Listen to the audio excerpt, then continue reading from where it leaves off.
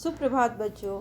आज हम लोग नैतिक शिक्षा के पाठ चौथा मूल शंकर का गृह त्याग और गुरु दक्षिणा पढ़ेंगे। इसके पहले हम जानेंगे बेटे कि मूल शंकर कौन थे, है ना, और इनका जन्म कब हुआ था।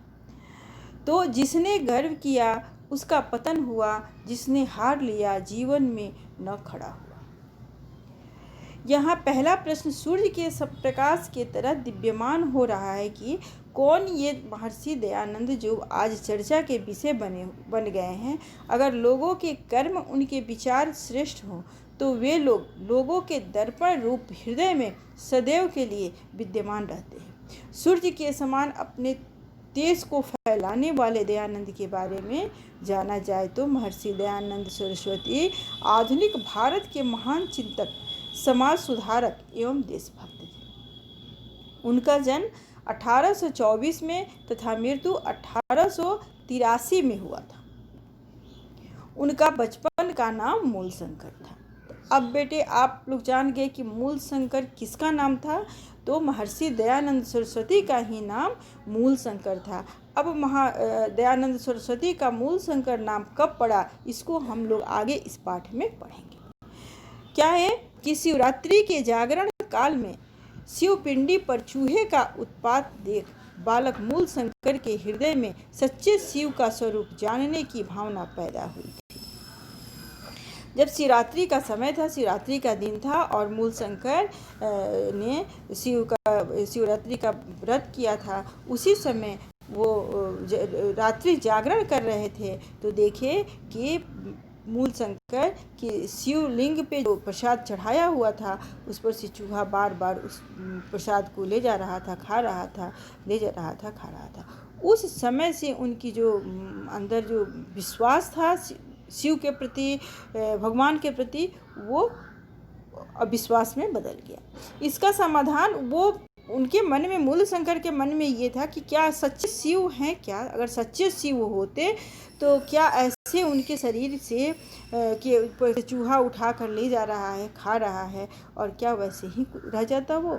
क्या हम लोग जैसे बैठे हुए हैं या हम लोग अगर सोए, हम लोग के शरीर से अगर कोई सामान, कोई जीव गुजरे, मान लो चूहा अगर कुछ उठा ले, कहीं पे चोंच मार दे, तो क्या हम लोग उसको मारेंगे नहीं? हम लोग को एहसास नहीं होगा ना।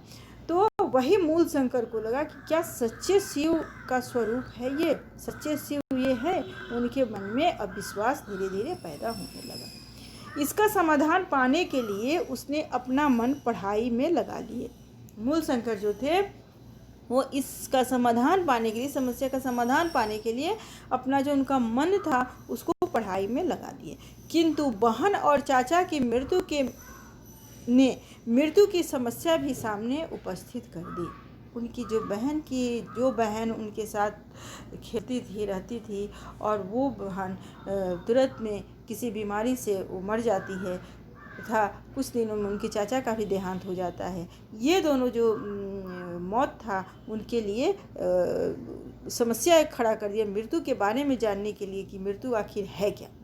अब तो मूल शंकर का मन संसार से विरक्त हो गया था। उनका जो संसारिक वातावरण से, सामाजिक काम से उनका मूल शंकर का जो मन था वो अलग हो गया था, विरक्त हो गया था, उचट गया था उनका मन बिल्कुल ही नहीं लग रहा था उसमें।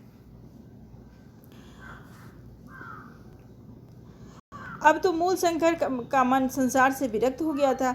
वह घर छोड़ने का मन बनाने लगे। मूल शंकर इस समस्या को जानने के लिए, इस बात को जानने के लिए कि शिव क्या है, वो ईश्वर क्या है और मृत्यु क्या है, इस दोनों प्रश्न को जानने के लिए वो अपना घर छोड़ने का मन बना लिए। इस पर पिता ने उसे बलपूर्वक विवाह के बंधन में बांधना चाहा। उनके पिताजी जो करसर जी थे, उनके पिता का नाम करसर जी था, वो उनको विवाह के बंधन में बलपूर्वक उनको विवाह के बंधन में बांधने की कोशिश की। परिणाम स्वरूप मृत्यु पर विजय पाने की प्रबल इच्छा लेकर मूल शंकर ने घर त्याग दिया। इसका परिणाम ये हुआ कि वो मृत्यु पर विजय पाने के लिए इसको जानने की इच्छा लेकर मूल शंकर ने घर को त्याग दिया। इस समय मूल शंकर की आयु 22 वर्ष की थी। जिस समय मूलशंकर घर त्यागे उस समय उनका जो आयु था, एज था, उम्र था, वो 22 वर्ष का था। बेटा इस पर एक क्वेश्चन भी बनता है कि जिस समय मूलशंकर ने घर त्यागा उस समय उनकी उम्र क्या थी, उनकी आयु क्या थी। अक्सर ये क्वेश्चन एग्ज़ाम में आप लोग को आता है। तो उस समय जिस समय मूलशंकर ने घर त्याग दिया उस समय उनकी आयु थी 22 वर्ष की। उन्होंने अपना नाम शुद्ध चैतन्य रख लिया और गुरु की खोज में निकल पड़े। वहाँ से मूलशंकर अपना नाम भी चेंज कर दिए, अपना नाम शुद्ध चैतन्य रख दिए और वो गुरु की खोज में, मान लो कि कोई भी शिक्षा लेनी है तो भाई गुरु चाहिए ना, बिना गुरु का ज्ञान तो मिलता नहीं है। तो गुरु की खोज में वो वहाँ से निकल पड़े। अपनी रेशमी वस्त्र तथा आभूषण उन्होंने साधु को दे दिया।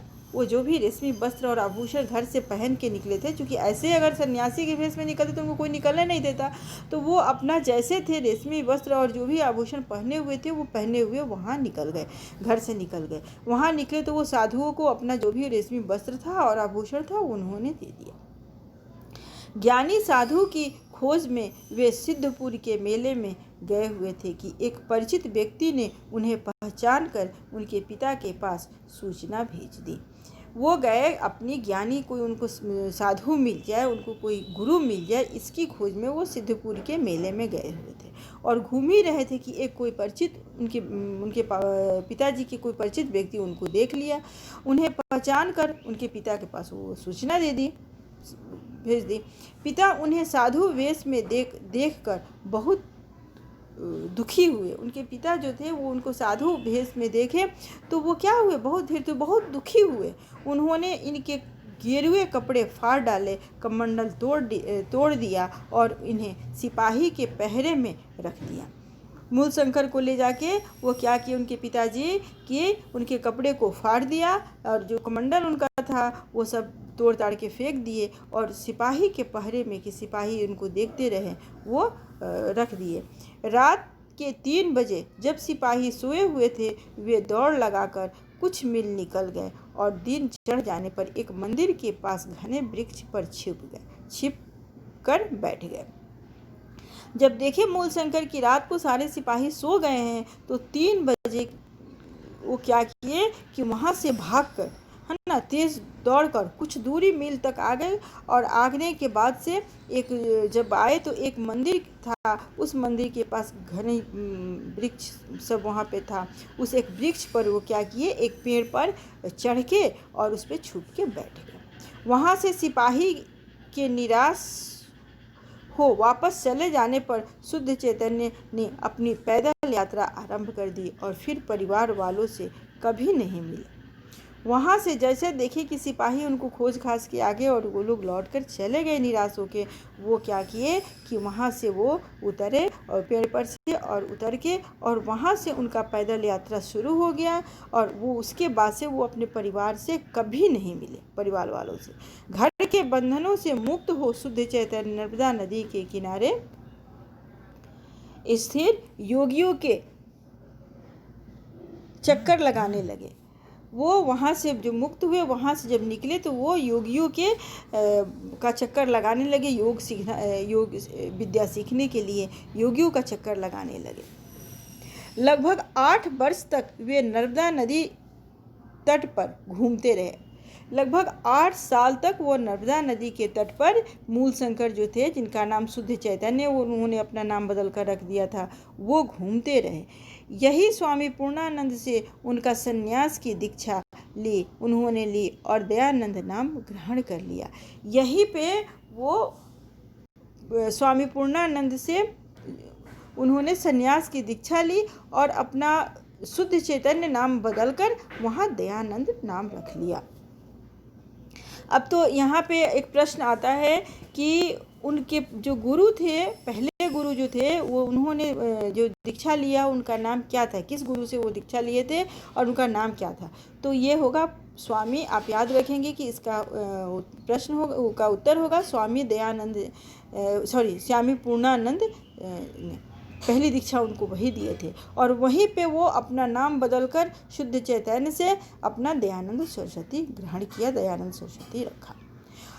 आश्रम मर्यादा के अनुसार पहले ब्रह्मचारी रहते हुए तो वे भिक्षा नहीं मांग सकते थे। जो आश्रम का जो नियम है, मर्यादा है, जो कहीं भी आप रहते हैं तो आपको उस जगह का नियम आपको अपनाना पड़ता है ना। तो उस नियम के अनुसार क्या था कि ब्रह्मचारी रहते हुए वो भिक्षा नहीं मांग सकते थे, स्वयं भोजन बनाना आवश्यक था। वहाँ पे क्या था कि स्वयं ही भोजन बनाना, अपना खाना स्वयं ही बनाना आवश्यक था। स्वयं भोजन बनाने से उनका बहुत समय नष्ट हो जाता था, अध्ययन और ध्यान में बाधा पड़ती थी। क्योंकि स्वयं भोजन बनाते थे तो सारे काम उनको करना पड़ता था, उसी में सारा समय निकल जाता था। तो वो कुछ पढ़ भी नहीं पा रहे थे, पढ़ने का उनको मौका नहीं मिलता था और ध्यान भी लगाने का उनको मौका नहीं मिलता था, उसमें बहुत ही बाधा पड़ती थी। उसी तरह किसी तरह वो अपना निकालते थे। लेकिन सन्यासी हो जाने पर वे पके हुए अन्न की भिक्षा के अधिकारी हो गए। वो जब सन्यासी हो गए तो वो क्या हुआ, उसके बाद से वो पके हुए अन्न की भिक्षा, कहीं भी पके हुए जो पकाया हुआ अन्न था उसकी भिक्षा के अधिकारी वो बन गए, तथा संबंधियों द्वारा पहचाने जाने का भय भी दूर हो गया। वहाँ से वो जो भय उनके अंदर था कि भाई कोई पहचान लेगा तो उनको पकड़ के लेके चला जाएगा, ये जो भय उनके अंदर था वो दूर हो गया। यहाँ उन्होंने कई योगियों से योग की शिक्षा प्राप्त की। वहाँ पे वो कई योगी उनको मिले जिससे कि उन्होंने योग की शिक्षा प्राप्त की। नर्मदा तट से वे आबू गए और फिर सम्मत 1912 में हरिद्वार के कुंभ मेले पर पहुँचे। नर्मदा तट से वे कहाँ गए तो आम्बू गए। आम्बू के बाद वो फिर वहाँ से सम्मत 1912 में हरिद्वार कुंभ के मेले में पहुँचे। यहाँ भी एक प्रश्न आता है, पूछता है एग्ज़ाम में कि स्वामी दयानंद सरस्वती ने हरिद्वार कब गए, है ना। तो दयानंद सरस्वती हरिद्वार सम्मत 1912 में कुंभ के मेले में वहाँ पहुँचे थे। फिर ऋषिकेश, टिहरी, केदार घाट, गुप्त काशी, गौरी कुंड, भीम गुफा, त्रियुगी नारायण आदि स्थानों पर घूमे। फिर वहाँ से वो कई स्थानों पर जैसे ऋषिकेश, टिहरी हुआ, केदार घाट हुआ, गुप्त काशी, गौरी कुंड, भीम गुफा, त्रियुगी नारायण आदि स्थानों पर वे घूमते रहे। औखी मठ के महंत ने उन्हें मठ का उत्तराधिकारी बनाना चाहा। जब वहाँ पे एक औखी मठ था जिसके महंत जो थे वो उनको अपना उत्तराधिकारी बनाना चाहा, लेकिन दयानंद सरस्वती ने उनको क्या जवाब दिया। दयानंद सरस्वती जी ने कहा, इस मठ की जितनी संपत्ति है मेरे पिता की संपत्ति उससे किसी अंश में कम नहीं थी। वो बोले मठ के जो अधिकारी थे उनसे कि जो यहाँ पे संपत्ति है उनकी उससे कहीं भी एक पैसा, एक अंश कम नहीं थी जो उनके पिताजी की संपत्ति थी। जब मैं उसे लात मार छोड़ आया तो इस मठ की संपत्ति का मुझे क्या लोभ हो सकता है। वो बोले कि जब उस सारे चीज़ों को मैं लात मारकर छोड़कर चला आया तो फिर इस संपत्ति की हमें लोभ कैसे हो सकता है ना। तो बेटा आज हम लोग इतना पढ़े और इसको आप लोग पढ़ेंगे और पढ़ने के बाद से इस पे जो क्वेश्चन का मैं आप लोग बताई हूँ क्वेश्चन है उसका प्रश्न उसको कॉपी में आप नोट कर लेंगे। इसके आगे हम लोग कल के क्लास में पढ़ेंगे।